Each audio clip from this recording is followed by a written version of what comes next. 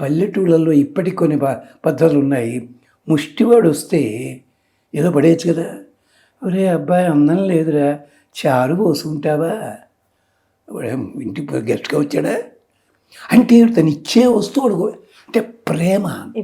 ఇలాంటి ప్రేమని దత్తాత్రేయుడు వారు చూపించారు.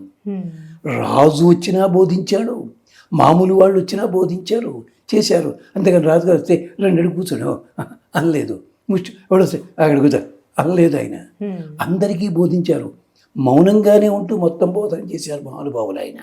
అలాంటిది ఆ లక్షణం వస్తుంది, ఆరోగ్యం కలుగుతుంది. ఎంచేత నాలికని స్వాధీనంలో పెట్టుకుంటే ఆరోగ్యం అన్నారు. ఎందుకంటే నాలిక మీద అగ్నిదేవుడు ఉన్నాడు. అనుట తినుట రెండు పనులు నాలికే చేస్తుంది. అనేది బాగా మాట్లాడు, ఊరు బాగుంటుంది, నోరు బాగుంటుంది. తినేది జాగ్రత్తగా తిరుగు. ఆరోగ్యప్రదాత దత్తాత్రేయుడు